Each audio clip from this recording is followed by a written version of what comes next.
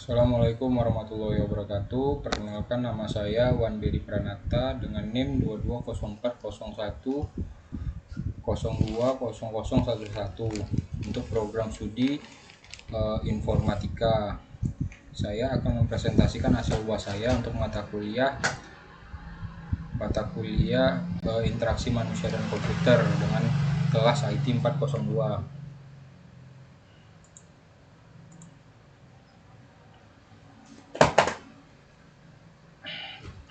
Jadi yang untuk pertama, analisa dari SWOT-nya ini saya menggunakan tentang Grab-nya itu Grab driver ya. Jadi tampilan analisa SWOT-nya untuk pertama, strength ini kekuatan. Jadi untuk penyedia layanan transportasi ini sudah dikenal di Indonesia ya. Terus dia mempunyai beragam jenis, itu bisa beragam jenis layanannya. Jadi untuk pemesanannya sendiri bisa berpindah ke lokasi yang lain. Terus pemesanannya itu bisa dari rumah tanpa harus datang ke agen pengiriman, atau jenis layanannya ini juga ada layanan GrabFood, GrabMart, atau juga pengiriman. Yang tadi misalnya juga tanpa pengirimannya ini bisa dari rumah ya. Terus dari segi drivernya juga penghasilan yang dapat cukup lumayan. Terus juga diberikannya insentif atau bonus ya kan, dengan waktu kerja yang fleksibel. Lalu di jam-jam sibuk bisa memperoleh pemesanan yang lebih ya kan, untuk pemesanan yang lebih, jadi bisa mendapat penghasilan yang lebih seperti itu. Lalu untuk weakness-nya sendiri atau kelemahan, dengan hadirnya Grab di Indonesia ini, banyak masyarakat enggan menggunakannya di awal-awal ya, karena menganggap mereka mengantarkan mereka itu ke satu tempat ke tempat lain itu dengan orang yang tidak dikenal gitu. Terus kalau ojek pangkalan kan sudah dikenal oleh masyarakat di tempat gitu loh, di sekitarnya. Jadi Grab ini pernah dapat kejadian gitu yang tidak membuat kepercayaan jadi berkurang, sehingga Grab ini harus membuat kepercayaan itu harus kembali lagi dengan hadirnya Grab di Indonesia.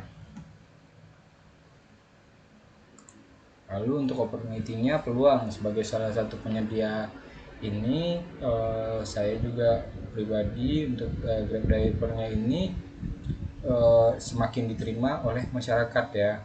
Jadi peluangnya juga sangat ketat ya, karena ada persaingan harga di sana. Terus juga pengguna aplikasinya ini mempunyai program Grab Loyalty Reward. Jadi yang semakin loyal itu dia bakal dapat rewardnya seperti itu. Terus dari segi kenyamanannya juga, perjalanan mereka itu akan tetap dipantau seperti itu dari aplikasi kantornya. Lalu juga peluangnya juga ada seperti tentang diskon-diskon yang bisa lebih hemat, atau mendapatkan poin yang bisa ditukarkan di merchant-merchant yang bekerja sama dengan Grab-nya. Lalu untuk trade-nya itu sendiri,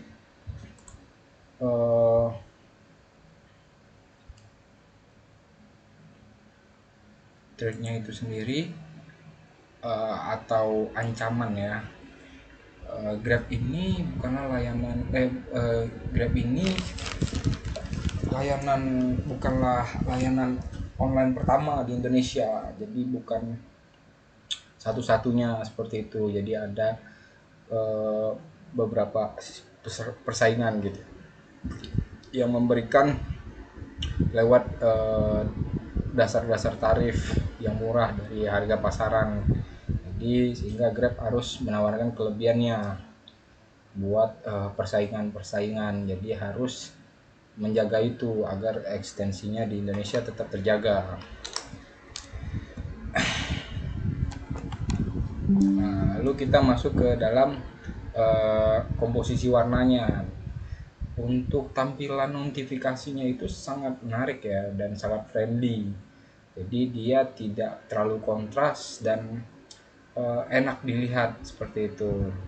Dan sangat mudah dipahami dan dioperasikan. Itu.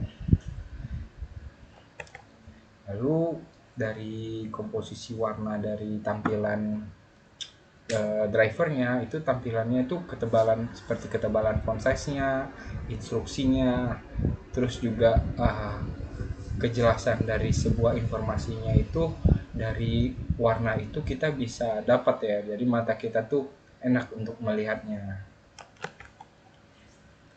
Nah, jadi untuk apanya sendiri, feedbacknya sendiri, interaktifnya sendiri, ini cukup jelas ya, cukup informatif. Untuk instruksi yang diberikan tuh cukup informatif. Jadi di sana tuh saling terhubung tentang warna, tentang instruksi. Jadi sangat bagus sekali aplikasinya. Nah, jadi ini seperti kayak layanan dari GrabFood-nya saya tutupin ya, GrabFood atau GrabMart-nya itu penempatan elemennya tuh konsisten gitu, jadi tidak kemana-mana gitu loh. Jadi kita tahu instruksinya kemana dulu, habis itu kita apa gitu. Nah, jadi untuk penanganan kesalahannya seperti terjadi misalnya pemesanannya itu ada gitu, jadi tapi si resto itu tidak punya stoknya, jadi itu jadi kesalahannya, penanganan kesalahannya seperti apa. Jadi dengan bantuan seperti FOQ ya, atau bantuan pengguna atau opsi dukungan online. Jadi di sana ada misalnya kayak resto yang stoknya habis, biasanya juga bisa manual ya, diganti dengan manual yang lain, menu yang lain seperti itu. Nah, kalau kekurangannya ini, tampilannya ini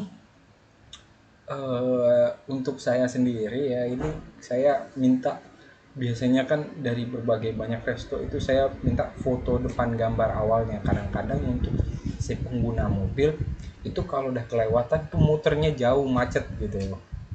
Nah, seperti itu menurut saya.